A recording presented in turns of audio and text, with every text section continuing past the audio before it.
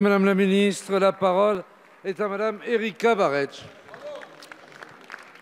Merci, Monsieur le Président. Chers collègues, ma question s'adresse à Madame la ministre des Solidarités et de la Santé. Madame la ministre, l'avis de la Commission nationale consultative des droits de l'homme intitulé « Les droits de l'homme dans les Outre-mer » rendu en septembre 2017, l'audition en commission des affaires sociales du délégué interministériel de lutte contre la pauvreté, puis le long entretien que j'ai eu avec lui à votre ministère avait permis de mettre en lumière de nombreux sujets critiques dans les territoires ultramarins, dont celui de la grande pauvreté. Ainsi, le gouvernement, par la voix de la ministre des Outre-mer, s'est engagé à La Réunion fin novembre à ce que, je cite, « des mesures concrètes prendront effet dès le 1er janvier 2019 et bénéficieront aux Réunionnaises et aux Réunionnais ».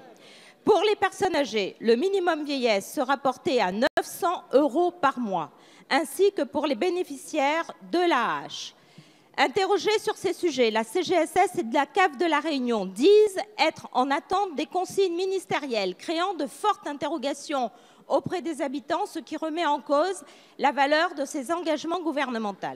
Vous le savez, la pauvreté chez les personnes âgées à La Réunion et le plus généralement en Outre-mer est importante. Cette situation s'explique singulièrement par des carrières dégradées, non déclarées ou injustement payées au sous-SMIC domien inférieur au SMIC national jusqu'en 1996.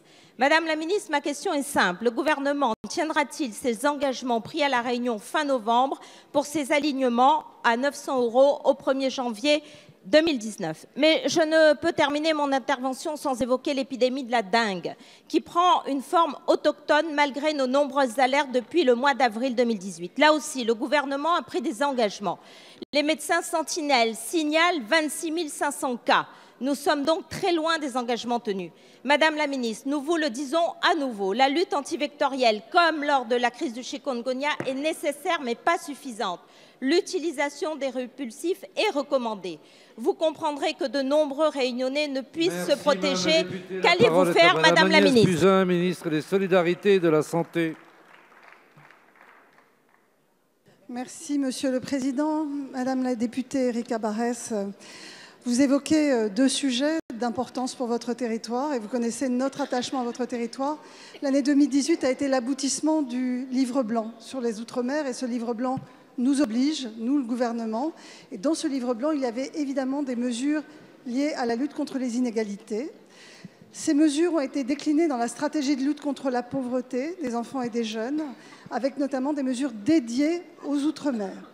Et vous le savez, j'ai le plaisir de l'annoncer devant la représentation nationale, l'île de la Réunion a été retenue comme territoire démonstrateur de la stratégie de lutte contre la pauvreté, ce qui veut dire qu'une contractualisation a lieu entre le département et le ministère pour travailler avec vous sur les indicateurs de lutte contre la pauvreté, que ce soit des indicateurs d'insertion ou des indicateurs dédiés à l'égalité des chances dans la petite enfance. Entre-temps, Madame la ministre est venue faire ses annonces au mois de novembre avec le délégué interministériel, expliquant que La Réunion allait rejoindre effectivement les ressources, ou en tous les cas les annonces de ressources de la métropole. Nous travaillons aujourd'hui à cette mise en œuvre pour l'année 2019 pour que les engagements soient tenus. Par ailleurs, vous m'évoquez le problème de la dengue, qui est un problème récurrent et un problème de très grande attention du ministère et de notre système de sécurité sanitaire. Nous savions par la modélisation que l'épidémie de dengue allait reprendre lors de cette saison. Effectivement, le nombre de cas s'accumule, notamment dans le sud de l'île.